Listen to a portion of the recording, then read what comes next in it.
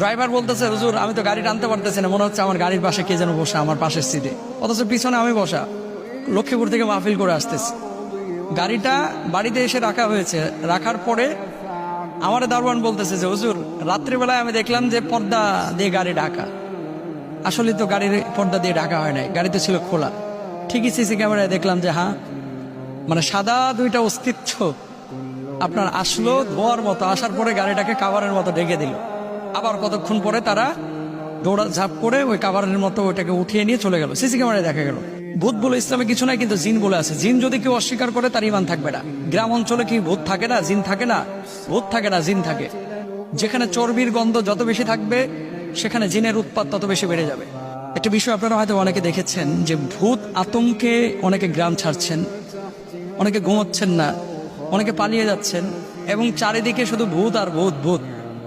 এই বিষয়টা নিয়ে আসলে যদি কিছু বলতেন। দেখেন, খুব ইম্পর্টেন্ট একটা বিষয় আপনাদেরকে বলি। ইসলামে ভূত বলে কোনো শব্দ নাই, শব্দ আছে জিন। অল জান্না খলাকনাহু মিন ক্বাবলু মিন নারিস সামুম। জিনকে আল্লাহ সুবহানাহু ওয়া তাআলা তৈরি করেছেন কি থেকে জানেন? আপনারা যখন মোমবাতি জ্বালান, যখন ম্যাচের কাঠি জ্বালান, অথবা কুপি বাতি জ্বালান, হারিকেন দেখেছেন অনেকে হয়তোবা, যখন আগুনটা জ্বালান, আগুন জ্বালানোর পরে যখন দাও দাও করে আগুন জ্বলে, আগুনের ওপরে দেখবেন যেখান থেকে ধোঁয়া ওঠে, এই ধোঁয়ার ঠিক নিচে এবং আগুনের মাঝখানে সাদা একটা আবরণ দেখা যায়। এটাও কিন্তু মারাত্মক গরম। সাদা এই অংশ থেকে জিনকে আল্লাহ সুবহানাহু ওয়া তাআলা তৈরি করেছেন।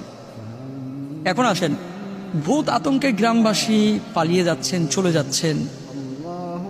ভূত বলে ইসলামে কিছু নাই, কিন্তু জিন বলে আছে। জিন যদি কেউ অস্বীকার করে তার ইমান থাকবে না। গ্রাম অঞ্চলে কি ভূত থাকে না, জিন থাকে না? ভূত থাকে না, জিন থাকে। গ্রাম অঞ্চলে কি পরী থাকে না? পরী বলে কোনো শব্দ নাই। হয় পুরুষ অথবা নারী, জিন আছে।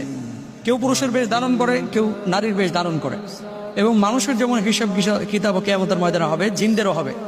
এখন গ্রামের মধ্যে জিন থাকতে পারে কিনা, জিনের আবাসস্থলটা কি, আপনাকে এটা বুঝতে হবে আগে। আমি অনেকদিন আগে ইউটিউবে হয়তো থাকতে পারে আলোচনা করেছিলাম যে জিনরা আসলে কোথায় থাকে, কি খায়।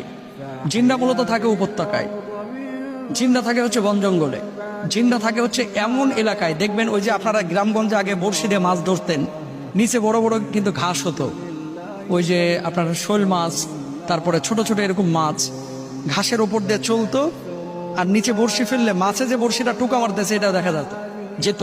মানে খুব গভীর পানিও না, আবার খুব কম পানিও না, মাঝামাঝি লেভেলের পানি। এখানে ঘাস আছে এবং এখানে জঙ্গল আছে। এই ধরনের জলাশয়গুলো হচ্ছে জিনের আবাসস্থল, মানে আদর্শ আবাসস্থল। 3 নাম্বার। 2 নাম্বার আরেকটা আবাস, যেখানে চোর